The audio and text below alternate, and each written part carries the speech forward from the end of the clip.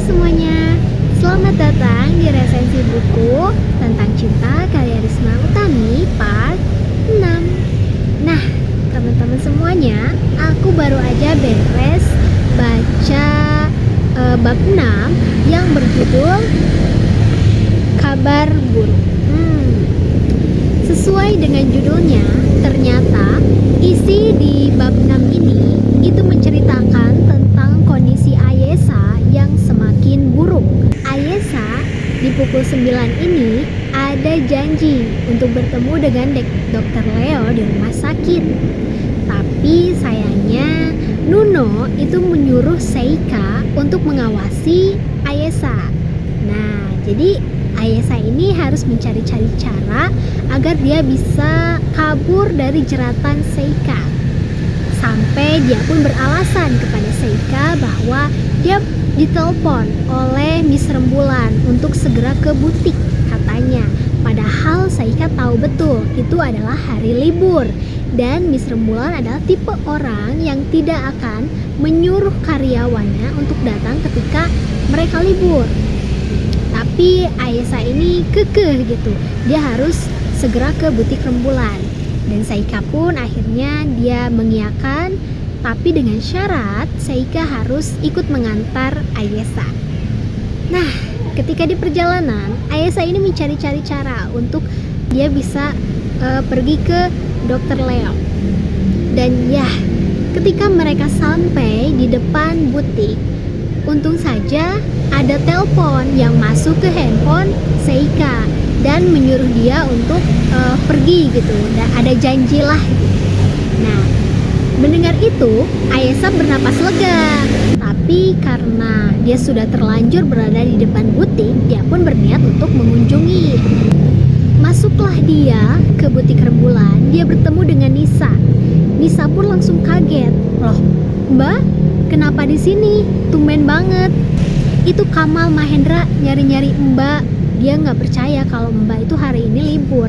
Dan ya, ketika selesai bicara, Kamal Mahendra itu tiba dan dia langsung berlari ke arah Ayesa. Sambil memegang tangan Ayesa, Kamal langsung kegirangan. Loh, Mbak, bagaimana kabarnya? Udah sehat belum? Bla bla bla bla gitu. Tapi ya Ayesa ini males gitu. Jadi ya dia melepaskan tangan Kamal, lalu dia berlalu pergi begitu saja. Dan tibalah Ayesa di rumah sakit. Wah, dia udah keringet dingin itu ketika dia berada di depan ruangan Dr. Leo. Dia tuh udah menyiapkan diri sebenarnya, tapi tetap aja gitu rasa takut akan kabar buruk yang akan dia dapatkan. Dia tuh jadi maju mundur gitu ya buat masuk ke ruangan Dr. Leo. Dengan menarik napas dalam, akhirnya Ayesa memberanikan diri untuk masuk ke ruangan tersebut. Dan ya, di sana sudah ada Dr. Leo yang menunggu Ayesa.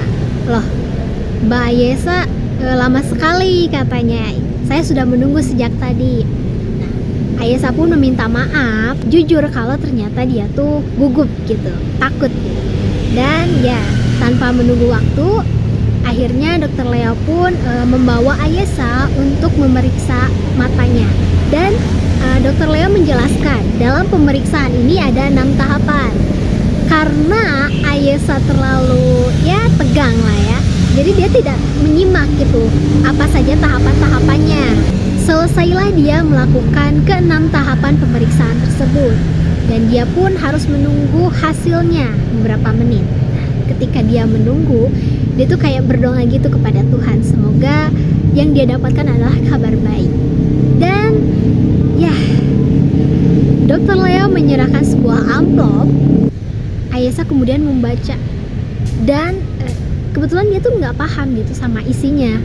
Dia tuh terkena penyakit glukomia. Dia tuh nggak tahu sebenarnya apa itu glukomia. Tapi di kata berikutnya ada tanda akut. Nah, di sanalah Ayesa langsung wah, deg-degan parah gitu. Ini udah ada kata akut nih, udah pasti ini sangat mengkhawatirkan gitu, sangat bahayalah penyakitnya. Dan dia pun meminta penjelasan dari Dr. Leo. Dokternya menjelaskan bahwa sebagian besar syaraf mata Ayesa itu sudah rusak gitu. Dan hanya tersisa 5% saja. Dan 5% ini ada kemungkinan kalau tidak diatasi itu akan rusak juga, dan kalau rusak total ya otomatis Ayesa itu akan buta. Wah, di sana Ayesa tuh langsung kayak dia tuh pengen nangis tapi kayak nahan-nahan gitu. Keluarlah Ayesa dari rumah sakit.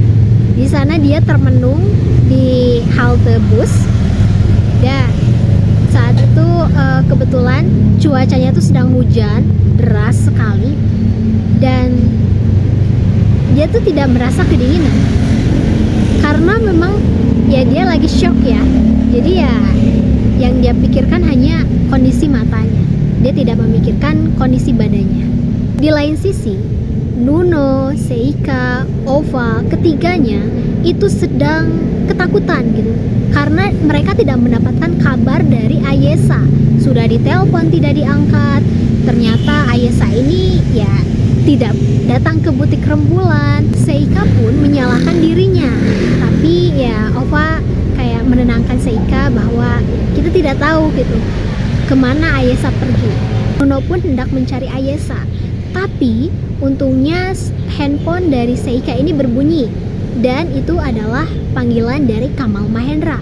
Loh, tiba-tiba kata Seika, dia pun mengangkatnya. Ternyata Kamal Mahendra ingin memberitahu kepada Seika bahwa Ayesa itu sedang berada di rumah Kamal Mahendra karena dia tidak sengaja bertemu dengan Ayesa di halte bus dengan kondisi yang bajunya tuh basah kuyup dan dia melamun gitu.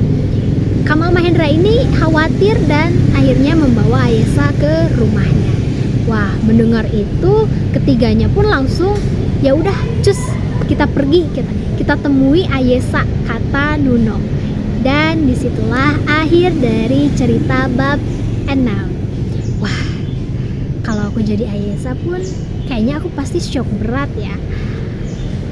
Aku nggak tahu penyakit glukomia ini, tapi ya kata akut di dalamnya udah pasti kan itu mengerikan ya.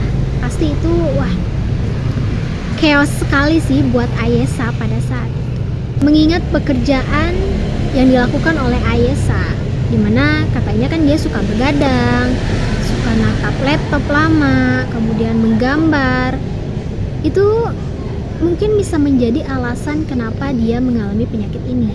So, teman-teman, buat kalian yang ya natap layar ponsel dengan lama, durasi yang lama, ataupun kayak bergadang, mulai stop melakukan itu. Tolong jaga kesehatan mata kalian. Oke? Kita akan berjumpa lagi di part 7. Nantikan. Dadah.